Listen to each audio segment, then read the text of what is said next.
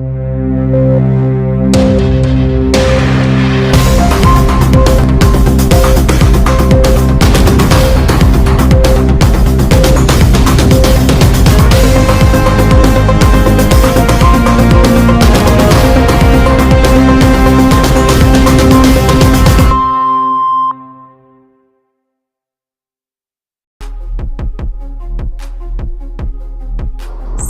ನಮಸ್ಕಾರ, ಹೇಗಿದ್ದೀರಾ ಎಲ್ಲರೂ? ಯಾರಾದರೂ ಮೊದಲನೇ ಬಾರಿ ನಮ್ಮ ಚಾನಲ್ ನೋಡ್ತಿದ್ರೆ ಈಗಲೇ ಸಬ್ಸ್ಕ್ರೈಬ್ ಮಾಡ್ಕೊಳ್ಳಿ, ಹಾಗೆ ಪಕ್ಕದಲ್ಲಿ ಕಾಣುವಂಥ ಬೆಲ್ ಐಕಾನ್ ಒತ್ತಿ ಅಂತ ಹೇಳ್ತಾ, ಈ ವಿಡಿಯೋನಲ್ಲಿ ನಾನು ಹೆಣ್ಮಕ್ಳನ್ನು ಹೊಂದಿರುವಂತಹ ಪೋಷಕರಿಗೆ ಮತ್ತು ಹೆಣ್ಮಕ್ಳ ಅಣ್ಣ ತಮ್ಮಂದರಿಗೆ ಒಂದು ಸಂದೇಶ ಕೊಡೋಕ್ಕೆ ಮಾಡಿರುವಂಥ ವಿಡಿಯೋ ಇದು. ತುಂಬ ನೋವುತ್ತಿರುವಂತಹ ವಿಡಿಯೋ ಇದು. ಸ್ನೇಹಿತರು, ಇವತ್ತು ಹೆಣ್ಮಕ್ಳಿಗೆ ಮದುವೆ ಮಾಡಬೇಕಾದ್ರೆ ಗಂಡನ ಮನೆ ನೋಡುವ ಸಂದರ್ಭದಲ್ಲಿ ಕೇವಲ ಆ ಹುಡುಗನ ಮನೆ ಕಡೆ ಶ್ರೀಮಂತರ ಏನೇನು ಆಸ್ತಿಯನ್ನು ಹೊಂದಿದ್ದಾರೆ, ಕೈ ತುಂಬ ಕೆಲಸ ಇದೆ ಅಷ್ಟೇ ನೋಡ್ತೀರಾ. ಆದರೆ ಅವನ ಗುಣಗಳೇನು, ಅವನ ನಡತೆಗಳ ಬಗ್ಗೆ, ಅವನ ಚಟುವಟಿಕೆಗಳ ಬಗ್ಗೆ ತುಂಬ ಗಮನ ಹಾಕಿ ಮದುವೆ ಮಾಡಬೇಕಾಗುತ್ತದೆ. ಬಡತನ ಇದ್ರೂ ಒಳ್ಳೆಯ ಗುಣವಂತ ಇದ್ದರೆ ಆತ ಯಾವತ್ತಿಗೂ ನಿಮ್ಮ ಹೆಣ್ಮಕ್ಳಿಗೆ ತೊಂದರೆ ಬರುವ ರೀತಿಯಲ್ಲಿ ನಡ್ಕೊಳ್ಳೋದಿಲ್ಲ. ಅನ್ನ ತಿಂದು ಗೊಜ್ಜನ್ನ ತಿಂದ್ರೂ ಸಂತೋಷವಾಗಿ ಇಟ್ಕೊಂಡ್ರೆ ಸಾಕಂತ ಯೋಚನೆ ಮಾಡಿ, ದಯಮಾಡಿ ಅದನ್ನು ಬಿಟ್ಟು ತಮಗಿಂತ ಶ್ರೀಮಂತರ ಮನೆಗಳಂತ ಹೇಳಿ ನಿಮ್ಮ ಮನೆಗಳಿಗಿಂತ ದೊಡ್ಡ ದೊಡ್ಡ ಐಷಾರಾಮಿ ಮನೆಗಳನ್ನು ಹೊಂದಿರುವಂತಹ ಮನೆಗಳಿಗೆ ಕೊಟ್ಟು ನಿಮ್ಮ ಹೆಣ್ಣುಮಕ್ಕಳ ಜೀವನವನ್ನು ನಾಶ ಮಾಡೋದಲ್ಲ, ಪ್ರಾಣಗಳನ್ನು ತೆಗೆಸಬೇಡಿ ಅಂತ ಹೇಳ್ತಾ ತುಂಬಾ ನೋವಿಂದ ದೊಡ್ಡ ಧ್ವನಿಯಿಂದ ಮಾತಾಡಬೇಕಂತ ಅನಿಸ್ತಾ ಇದೆ ನನಗೆ. ಯಾಕೆ ಈ ರೀತಿ ಹೇಳ್ತಿದ್ದೀನಿ ಅಂದರೆ, ನಿನ್ನೆ ಮಂಡ್ಯ ಜಿಲ್ಲೆಯಲ್ಲಿ ಒಂದು ದೊಡ್ಡ ಘಟನೆ ನಡೆದಿದೆ. ಅದು ಏನಂತ ಹೇಳಿದರೆ, ಮಂಡ್ಯ ಜಿಲ್ಲೆಯ KR ತಾಲೂಕಿನಲ್ಲಿ ಸ್ವಾತಿ ಅಂತ ಒಬ್ಬ ಹುಡುಗಿಗೆ, ಅಲ್ಲೇ ಸಮೀಪದಲ್ಲಿರುವಂಥ ಒಬ್ಬ ಹುಡುಗನಿಗೆ, ಮೋಹನ್ ಅಂತ ಹುಡುಗನಿಗೆ ಮದುವೆ ಮಾಡಿ ಕೊಟ್ಟಿರ್ತಾರೆ. ಮದುವೆಯಾಗಿ ಕೇವಲ 2 ವರ್ಷ ಆಗಿರುತ್ತದೆ. ಮದುವೆ ಆಗಿದ ಶುರುವಾತದಿಂದ ಮೋಹನ್ ಅನ್ನೋರು ಹುಡುಗ ತುಂಬ ಶ್ರೀಮಂತರಾಗಿ ಒಳ್ಳೆ ಮನೆಗಳು ಕಟ್ಕೊಂಡು ಮತ್ತು ಒಳ್ಳೆ ಜಮೀನುಗಳನ್ನು ಹೊಂದಿರುವಂತಹ ಶ್ರೀಮಂತ ಮನೆತನದಿಂದ ಬಂದಿರುವಂಥ ಹುಡುಗ ಆಗಿರ್ತಾನೆ. ಅದನ್ನು ನೋಡಿ ಈ ಸ್ವಾತಿ ಅಪ್ಪ ಅಮ್ಮ ಕಷ್ಟಪಟ್ಟಾದರೂ ಸಾಲ ಪಾಲ ಆದರೂ ಮಾಡಿ ತುಂಬ ಚೆನ್ನಾಗಿ ಅದ್ಧೂರಿಯಾಗಿ ಮದುವೆ ಮಾಡಿಕೊಟ್ಟಿರ್ತಾರೆ. ತುಂಬ ಒಡವೆ ವರದಕ್ಷಿಣೆ ಎಲ್ಲ ಕೊಟ್ಟು ಮದುವೆ ಮಾಡಿಕೊಟ್ಟಿರ್ತಾರೆ.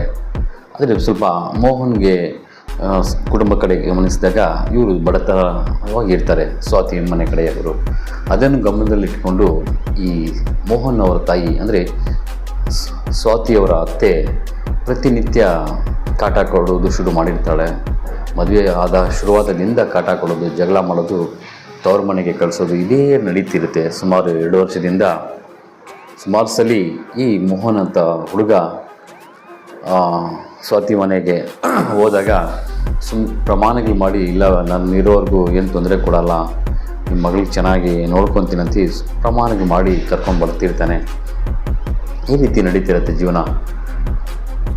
ಈ ಥರ ಸಂದರ್ಭದಲ್ಲಿ ಈ ಮೋಹನ್ ಏನು ಮಾಡ್ತಾನಂದರೆ, ಒಳ್ಳೆ ಆಸ್ತಿಪಾಸ್ತಿ ಇಟ್ಕೊಂಡು ವ್ಯವಸಾಯ ಮಾಡಿಸ್ಕೊಂಡು ಒಳ್ಳೆ ಮನೆ ಕಟ್ಕೊಂಡಿದ್ದರೂ ಕೂಡ ಈ ಆನ್ಲೈನ್ ಗೇಮ್ಸ್ ಆಡೋದು ಶುರು ಮಾಡಿರ್ತಾನೆ. ಯಾವ ಮೊತ್ತಕ್ಕೆ ಆಡ್ತಾನೆ ಅಂದರೆ, ಆಡ್ತಾ ತುಂಬ ಸಾಲಗಳು ಮಾರೋದು ಮತ್ತು ಈ ಸ್ವಾತಿ ಕಾಟ ಕೊಡೋದು, ಹೋಗಿ ಹೋಗಿ ಹಣ ಇಸ್ಕೊಂಡು ಬಾ ಅಂತ ಹೇಳೋದು, 20,000 50,000 ತೊಗೊಂಡು ಬಾ ಅಂತ ಕಳಿಸೋದು, ಬಡಿಯೋದು ಕೂಡ ಮಾಡ್ತಾನೆ. ಇವನಿಗೆ ಅಪ್ಪ ಅಮ್ಮನ ಕಡೆ ಹಣ ಕೊಡೋಲ್ಲ.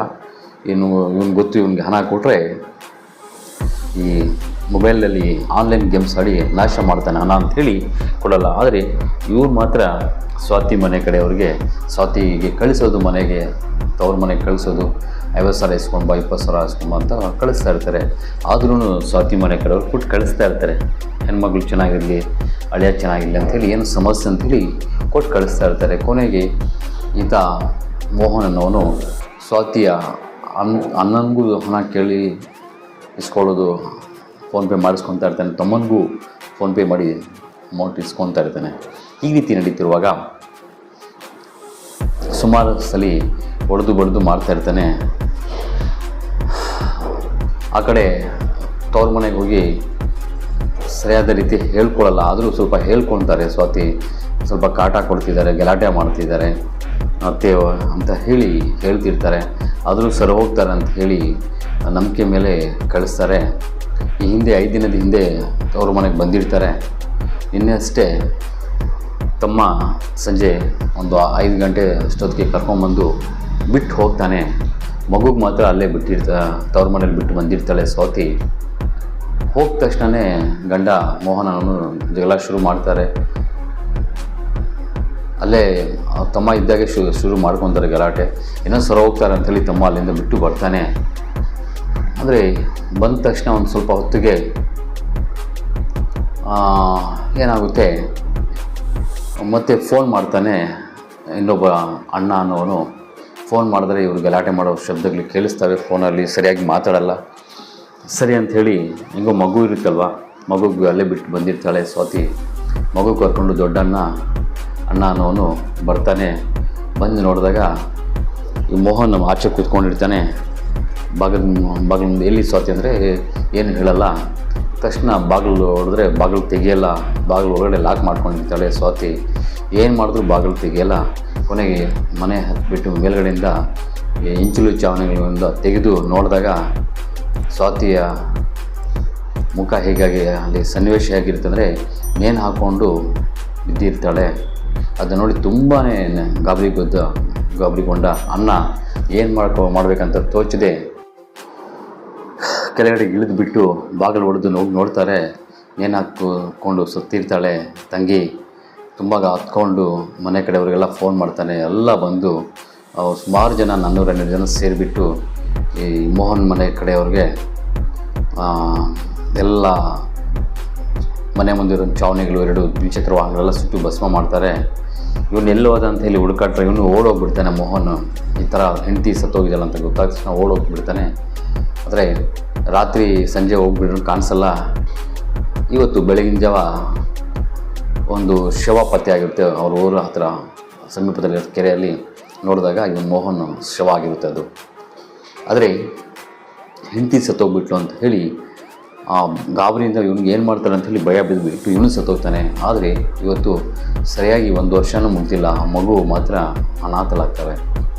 ಸ್ನೇಹಿತರೆ, ಈ ವಿಷಯದಲ್ಲಿ ಈ ಘಟನೆಯಿಂದ ತಾವೆಲ್ಲ ತುಂಬ ಪಾಠ ಕಲಿಬೇಕು. ಯಾರೆಲ್ಲ ಹೆಣ್ಮಕ್ಳು ಹೊಂದಿದ್ದಾರೋ ಅವರು ದಯಮಾಡಿ ಹೇಳ್ತೀನಿ, ನಿಮ್ಮ ಮಗಳಿಗೆ ಕೊಡಬೇಕಾದ್ರೆ ನಿಮ್ಮಿಂದ ಒಂದು ಹೆಜ್ಜೆ ಬಡತನ ಇರೋರಿಗೆ ಕೊಡಿ, ಪರವಾಗಿಲ್ಲ. ಬುದ್ಧಿ ನೋಡಿ, ಗುಣ ನೋಡಿ ಹೆಣ್ಮಕ್ಳು ಕೊಡಿ. ಹೊರತು ಐಷಾರಾಮಿ ಇರುವಂಥ ಮನೆ, ಕಾರು, ಬಂಗ್ಲಾ ನೋಡಿ ಕೊಟ್ಟಿದ್ದೀರಾ ಅಂದರೆ ನನ್ನ ಮಕ್ಕಳಿಗಿರೋ ಕೊಬ್ಬು ಕಿಲೋ ನನ್ನ ಮಕ್ಕಳಿಗೆ ಯಾರಿಗಿರಲ್ಲ. ಅರ್ಥ ಮಾಡ್ಕೊಳ್ಳಿ. ಯಾಕಂದರೆ ಐಷಾರಾಮಿ ಮನೆಗಳಿರೋರು ಕೂಡ ಒಳ್ಳೆ ಶ್ರೀಮಂತರಿದ್ದು ಒಳ್ಳೆ ಕಷ್ಟಪಟ್ಟು ಬಂದಿರೋರು ಯಾರೂ ಹಿಂಗೆ ಮಾಡಲ್ಲ. ಆದರೆ ಕೆಲವು ಬೋಲಿ ನನ್ನ ಮಕ್ಕಳು ಇವತ್ತು ನೋಡಿದ್ದೀನಿ ನಾನು. ಬಡತನದಿಂದ ಮನೆಗಳಿಂದ ಕರ್ಕೊಂಬಂದು ಮದುವೆಗಳು ಮಾಡ್ಕೊಂಡು ಚೆನ್ನಾಗಿ ನೋಡ್ಕೊತೀವಿ ಅಂತ ಹೇಳಿ ಆ ಹೆಣ್ಮಕ್ಳಿಗೆ ಫುಟ್ಬಾಲ್ ಆಡ್ಕೊಳ್ಳೋ ರೀತಿಯಲ್ಲಿ ನಡ್ಕೊತಿರ್ತಾರೆ.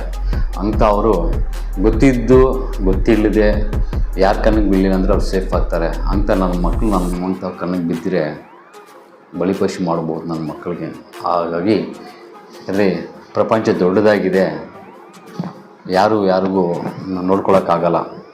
ಗೊತ್ತಿದ್ದರೆ ಮಾತ್ರ ಅವ್ರಿಗೆ ಏನು ಬೇಕಾದ್ರೂ ಪಾಠ ಮಾಡ್ಬೋದು. ಹಾಗಾಗಿ ಹೇಳೋದಿಷ್ಟೇ, ತಮ್ಮ ಮಕ್ಕಳಿಗೆ, ನಿಮ್ಮ ಹೆಣ್ಣುಮಕ್ಕಳಿಗೆ ದಯಮಾಡಿ ಮದುವೆ ಮಾಡುವಾಗ ತುಂಬ 100 ಸಲ ಯೋಚನೆ ಮಾಡಿ, ಗಾಬರಿ ಪಟ್ಟು ಖರ್ಚು ಮಾಡಿ, ಒಳ್ಳೆ ಹಣ ಸಂಬಳ ಬರ್ತಾಯಿದೆ ಅಂತ ಹೇಳಿ ಕೊಡೋದು, ನಗರಗಳು ಕೊಡೋದು, ಒಳ್ಳೆ ಮನೆ ಅಂತ ಕೊಡೋದು, ಇವೆಲ್ಲ ಮಾಡಿದರೆ ನಾನಾ ಕಷ್ಟಗಳು ಬೀಳ್ತೀರಾ. ಅರ್ಥ ಮಾಡ್ಕೊಳ್ಳಿ. ಅಷ್ಟೇ ಅಲ್ಲ, ಇನ್ನೊಂದು ವಿಷಯ, ಅವ್ರೇನಾದರೂ ಮನೆಗಳಲ್ಲಿ ಅತ್ತೆ ಕಾಟ ಕೊಡ್ತಿದ್ದಾರೆ, ಗಂಡ ಕಾಟ ಕೊಡ್ತಿದ್ದಾರೆ ಅಂಥೇಳಿ ಪದೇ ಮನೆಗೆ ಬಂದಾಗ ಎಲ್ಲ ಮುಚ್ಕೊಂಡು ಕರ್ಕೊಳ್ಳಿ, ಪರವಾಗಿಲ್ಲ. ಅವ್ರ ಪಾಡಿಗೆ ಅವ್ರು ಜೀವನ ಮಾಡ್ಕೊತಾರೆ, ಬದುಕ್ತಾರೆ.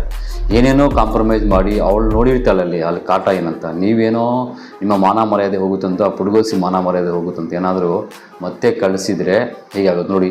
ಇಲ್ಲಿ ಸ್ವಾತಿಯನ್ನು ಕೇಳ್ಕೊಂಡಿದ್ದಾರೆ, ಅವ್ನು ತುಂಬ ಕಾಟ ಕೊಡ್ತಾರೆ, ಅತ್ತೆಗೆ ಹೊಡಿತಾರೆ ಅಂತ. ಇವರು ಕಳಿಸದೆ ಅಲ್ಲೇ ಇಟ್ಕೊಂಡು ಕನಿಷ್ಠ ಮನೆಯಲ್ಲಿ ಇಟ್ಕೊಂಡು ಏನಂತ ಕೆಲಸಕ್ಕೆ ಕಳಿಸ್ಬಿದ್ರು ಅವ್ರಿಗೆ ಜೀವನ ವಿದ್ಯಾವಂತರಾಗಿದ್ದರು, ಮಗುಗೆ ಸಾಕೊಂತ ಇದ್ಲು. ಇವತ್ತು ಮಗುವಿಗೆ ಅನಾಥ ಮಾಡಿ ಸಾತೋಗ್ಬಿಟ್ಲು ಅಂದರೆ ಅವಳು ಅಷ್ಟು ಚೆನ್ನಾಗಿರೋ ಒಂದು ಹುಡುಗಿ ನೇಣು ಹಾಕಿರೋದು ಇವರು ಹಾಕಿ ಸಾಯಿಸಿದ್ದಾರೆ ಅಂದರೆ ಆ ಪ್ರಾಣ ಹೋಗೋ ಸಂದರ್ಭದಲ್ಲಿ ಎಷ್ಟು ನರಕ ಹೊಂದಿರ್ತಾಳೆ ಅರ್ಥ ಮಾಡ್ಕೊಳ್ಳಿ. ಯಾರೆಲ್ಲ ಹೆಣ್ಮಕ್ಳನ್ನು ಹೊಂದಿರೋ ಪೋಷಕರು ದಯಮಾಡಿ ಬೇಜಾರು ಮಾಡ್ಕೋಬೇಡಿ. ನಾನು ಕೆಲವೊಂದು ಪದಗಳನ್ನು ಕೋಪದಿಂದ ಹೇಳ್ತಿರೋದು. ಹುಡುಗ ಒಳ್ಳೆತನ ಗುಣವಂತನಿದ್ದರೆ ಬಡತನ ಇದ್ದರೂ ಪರವಾಗಿಲ್ಲ ಕೊಡಿ, ಅನ್ನ ಗುತ್ತಿ ತಿಂದರೂ ಪರವಾಗಿಲ್ಲ, ನಿಮ್ಮ ಮಕ್ಕಳಿಗೆ ಚೆನ್ನಾಗಿ ನಿಮ್ಮ ಮಕ್ಕಳಿಗೆ ಚೆನ್ನಾಗಿ ಸಾಕು. ಆದರೆ ಶ್ರೀಮಂತತನ ಬೇಕಂತೇಳಿ ನಿಮಗಿಂತ 10 ಹೆಜ್ಜೆ ಮೇಲೆ ಇರುವಂಥ ಶ್ರೀಮಂತರು ಕೊಟ್ಟರೆ ಯಾರೋ ಇಬ್ಬರು ಚೆನ್ನಾಗಿ ನೋಡ್ಕೊಳ್ಳೋದು. ಅದರಲ್ಲಿ ಸುಮಾರು ಜನ ಈ ರೀತಿ ಪ್ರಾಣಿಗಳು ಹೋಗ್ತಿದ್ದಾವೆ. ದಯಮಾಡಿ ಆ ರೀತಿ ಆಗೋಕ್ಕೆ ಬಿಡಬೇಡಿ. ನಮಸ್ಕಾರ, ಧನ್ಯವಾದಗಳು.